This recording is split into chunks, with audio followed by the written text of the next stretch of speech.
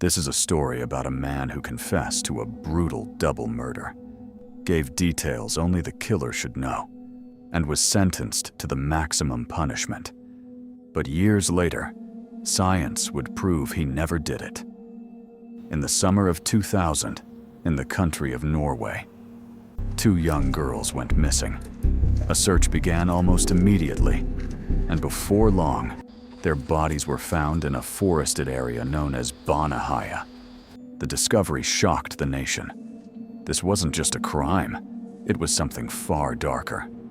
Police launched an intense investigation, and very quickly, they focused on 2 men, Viggo Kristiansen and Jan Helge Andersen.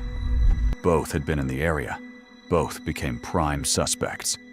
Now at first, neither man confessed, but after long, exhausting interrogations, that changed. Kristiansen admitted involvement. He gave a confession. And for investigators, that was everything. Because once someone confesses, the case feels solved. But almost immediately, there were problems.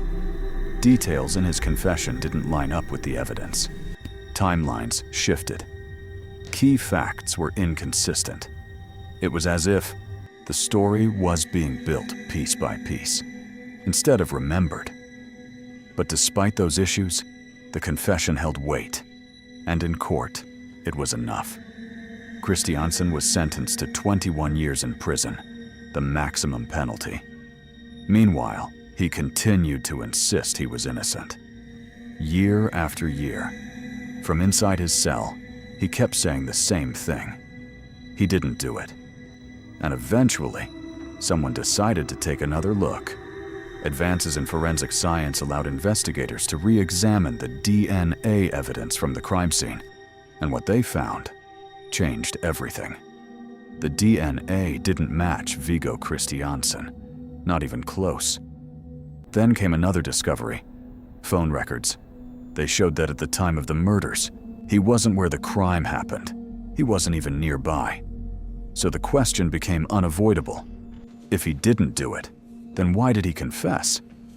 The answer was deeply unsettling, because those interrogations weren't just conversations. They were hours of pressure, repeated questioning, subtle suggestions, leading prompts. Over time, investigators had unintentionally guided him, shaping his statements, nudging him toward a version of events that matched their theory, until eventually, his confession fit the crime, even though it wasn't real.